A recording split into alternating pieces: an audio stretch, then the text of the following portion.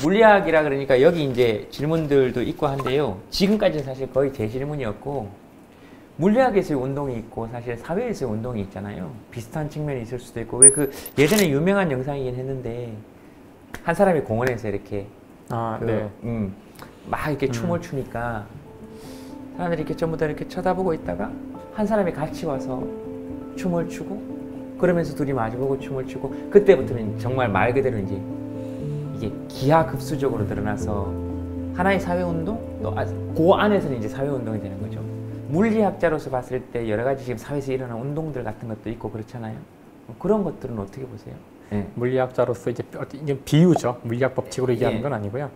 물리학에도 비유. 비슷한 현상이 있으니까 두 개를 겹쳐보는 건데, 물체가 우주에 단 하나만 있다면 이것이 할 수 있는 운동은 오로지 등속 직선 운동밖에 없어요.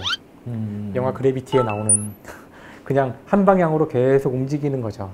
이 상태에서 이 물체는 다른 운동을 할 수가 없어요. 일단 내 자신이 그렇게 움직이고 있다면 멈출 수도 없고요. 아무리 난리를 쳐도 몸을 흔들어도 그냥 계속 내 몸의 중심은 등속으로 움직이게 되죠. 그래서 영화 속에서도 그 상황을 벗어날 수 있는 방법은 자기 몸을 자르는 것밖에 없어요. 그 방법 외에는 멈출 수가 없어요. 근데 이제 물체가 두 개가 생기면 그러면은 이제는 관계가 생기거든요. 아까 없던 거예요. 이 두 물체 사이의 관계를 물리학에서는 힘이라 그래요.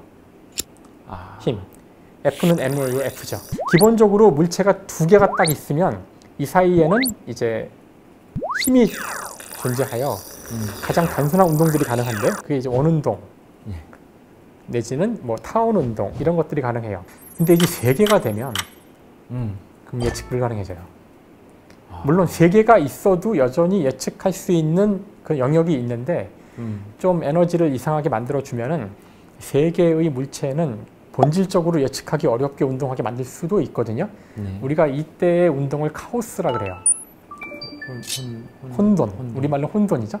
그러니까 카오스가 나오기 위한 최소의 조건은 세 개의 상호작용하는 물체예요. 존재. 그렇죠. 그 다음부터는 숫자가 많아져도 본질적으로는 비슷해요. 다 카오스 운동이기 때문에 뭐 4개, 5개, 6개. 그래서 하나, 둘, 셋이 되게 특별한 숫자죠. 4부터는 같아요. 그래서 많은 문화권들이 3까지는 비슷한 패턴으로 숫자가 커져요. 한자에서 1은 하나 짝대기고요. 2는 짝대기 2개고요.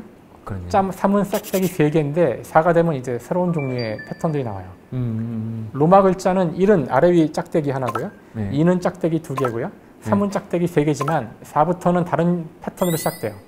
많은 문화권들이 1, 2, 3까지는 비슷하게 가고 그 다음부터는 다 바뀌죠. 사실은 그 다음은 뭐 물리에서도 마찬가지. 3부터는 100만이건 1000만이건 같아요. 1, 2, 3이에요. 큰 차이를 보이는 운동의 패턴은. 처음으로 돌아가서 이제 저희 아까 그 한 사람이 운동을 일으키기 위해서 이상한 짓을 할 수 있죠. 그 사회를 변혁시키기 위해서 우리 이렇게 합시다 저럽시다 떠들 수 있어요. 하지만 거기에 아무도 안 따라가 주면 이 사람은 미친 거죠. 근데 누군가 한 사람 이제 거기에 동조해서 저 사람 말이 맞아요. 우리 같이 합시다. 이렇게 두 사람이 떠들면은 사람들이 지나가다가 이제 이거 뭐지? 이렇게 되는 거예요. 이제 그 동영상에서는 세 사람을 티핑 포인트라고 얘기를 하는데 한 사람이 더 와서 이제 세 명이 모르는 사람 같은데 세 명이서 막 이렇게 하면은 이제 이건 뭔가 있다. 여기 빨리 참여해야겠다. 여기 주위도 둘러보게 되고 여기 참여 안 하면 선물 주나? 그렇죠. 이게 빨리 가야 얼리 어댑터로서 나중에 뭔가 얻을 게 있지 않을까. 그래서 너도 나도 뛰어들고 그때부터는 이제 오히려 여기에 참여하지 않는 사람이 바보 같이 된다는 거죠. 자, 이렇게 해서 이제 처음에는 한 명이 시작했지만 나중에는 그 일대에 뭐 수천 명이 이걸 같이 하게 됐어요. 그러면 아, 이거 대단한 운동이다. 처음에 이거 누가 했지? 이 사람이잖아요. 아, 이 사람 네가 영웅이다. 네가 이 모든 운동을 일으켰으니까 영웅이다라고 하기가 쉬운데 사실 여기서 진짜 영웅은 첫 번째 사람이 아니라 두 번째 사람이라고. 두 번째 사람이 나서지 않았으면은 첫 번째 사람은 흔히 있을 수 있는 수많은 우리 주위의 또라이들이죠. 그냥 갑자기 이유 없이 떠들다가 바보라 그러고 사라지는 거죠. 이런 일은 지금도 계속 일어나고 있지만 그 또라이 짓이 운동이 되기 위해서는 첫 번째 사람보다 더 중요한 첫 번째 팔로워, 첫 번째 팔로워가 있어야지만 그것이 진정한 운동이 된다는 거죠. 그래서 물리학으로 이야기하자면 물체가 하나만 있으면 등속 직선 운동이라는, 심지어 그 움직이는 자신이 움직이는지도 몰라요. 하지만 두 개가 되면 달라져요. 물체가 두 개가 되면 근본적인 변화가 일어나요. 그러기 위해서는 힘이 있어야 되고, 힘이란 거는 두 물체 사이의 관계죠. 그래서 첫 번째와 두 번째의 관계, 그 관계가 세상을 바꾸는 거죠. 하나의 사람이 바꾸는 게 아니라. 그 둘의 관계가 셋의 관계가 되고 넷의 관계가 돼서 수많은 사람들의 관계가 맺어져서 결국 사상이 바뀌는 거지, 하나의 사람은 할 수 있는 일이 아무것도 없어요. 그런 이야기를 하고 싶었던 거죠. 선생님 어디서 혼자 춤추고 계신지 않고. 네, 그렇죠. 그러면 이제 제 운동은, 저의 춤은 운동이 되는 거고, 그냥 지나가시면 바보가 되는 거죠. 세상의 모든 존재가 연관되어 있다 그랬으니까 우리가 어떻게 하면 그 연관되어 있는 걸 좀 깊이 느낄 수 있을까? 그러면서도 좀 단독자로서의 존엄이 필요할 때도 있잖아요. 그런 건 좀 어떻게 할 수 있을까? 그냥 개인적인 의견 같은 거? 일단 그 세상이 다 연결되어 있다고 얘기할 때 일단 인간을 좀 초월해서 이해를 하면 좋겠다는 생각이 저는 들어요. 사실 우리 인간 종 자체도 다른 종들과 지구상의 수많은 생명들과 같이 연결되어 있는 거거든요. 어떤 의미에서는 지금 인간은 굉장히 고립되어 있어요. 무슨 뜻이냐면은 우리는 지구상에서 가장 많은 그 숫자를 차지하는 종 중에 하나인데, 대형 포유류 가운데서는 인간 말고는, 그러니까 인간만큼이나 많은 그 숫자를 갖고 있는 대형 포유류는 닭이 있어요. 닭이 가장 많고 그 다음이 인간이고요. 그 다음 소, 돼지. 다른 거 생각해 보세요. 기린이 몇 마리나 있을까요? 뭐 사자, 뭐 판다는 말할 것도 없고. 그렇죠. 다른 동물들은 몇만에서 몇십만 정도 있으면 많은 거예요.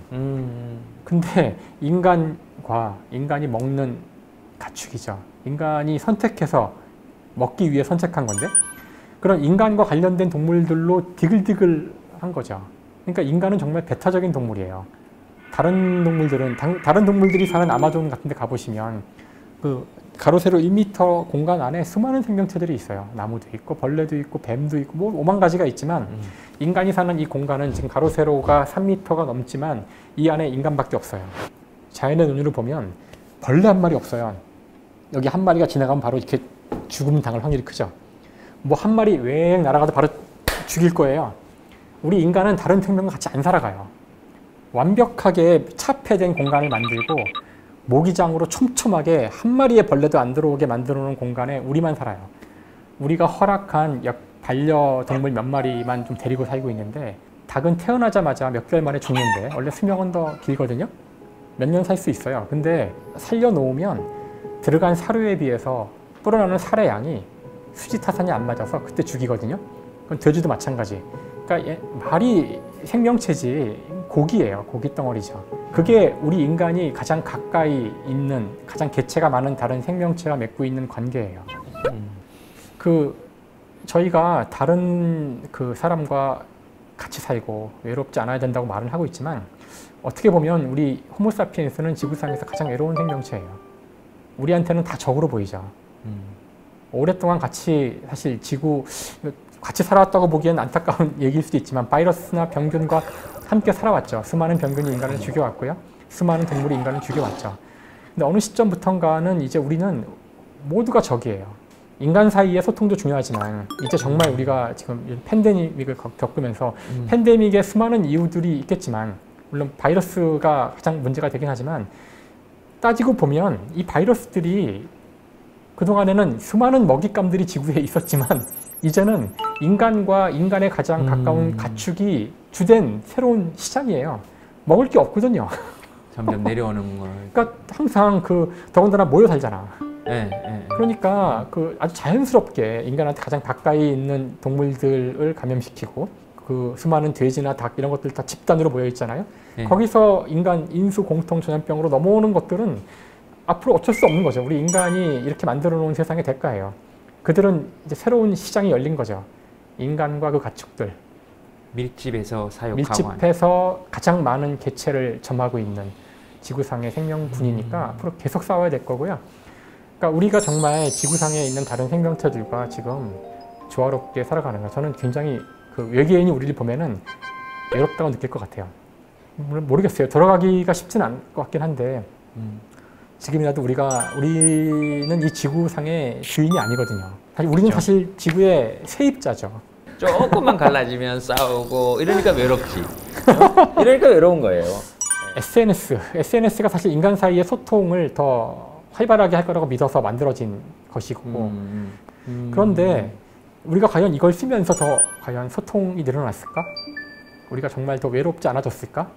SNS를 통해서 자신의 좋은 점만 보여주다 보니 오히려 다른 사람들의 모습을 보면서 자신의 초라함과 부러움만을 느끼게 되는 게 아닌가. 그다음에 거기서 본 모습은 실제 그 사람 모습도 아니고 그러니까 더 많은 소통을 나누고 나는 하루에도 수십 개의 글을 올리고 다음에 한 번도 보지도 못한 친구지만 페이스북에서 매일 얼굴을 만나는데도 다들 외로워. 그 어느 때보다 진짜 인류의 역사상 그 어느 때보다 우리 외로운지도 몰라요. 왜 그렇게 외로워졌을까요? 우리는? 아직 저는 아까도 얘기했지만 아직 우리가 이 문명의 이기를 전 이해했다고 생각하지 않아요. 컴퓨터가 나온 지 지금 40-50년이 지났지만 저는 지금도 우리가 완전히 컴퓨터를 이해했다고 생각하지 않아요. 스마트폰은 지금 나온 지 얼마 안 됐거든요. 모두가 자신은 스마트폰과 SNS를 정확히 내가 알고 사용하고 있다고 생각하지만 저는 그렇게 생각하지 않아요. 지금도 우리가 이것이 어떤 우리한테 그 해가 될 수 있는지 득이 될 수 있는지를 잘 모르는 채로 사용한다고 생각해요. 제 친구들이 종종 이제는 난 더 이상 신문 안 보고 페이스북으로 모든 정보를 얻어. 페이스북엔 다양한 정보가 있어 라고 말하지만 제가 제 페이스북을 봐도 그 어느 때보다 바이어스 걸린 정보만 보거든요. 내 친구들은 똑같은 얘기만 해요.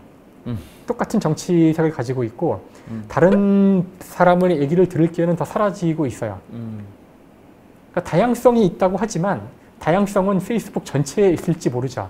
각 개인은 거기서 자기한테 선별된 오히려 더 그 한쪽으로 치우친 정보만 보게 되고 더 분노하게 되고 사실 알지 않아도 될 걸 알게 되잖아요. 그죠.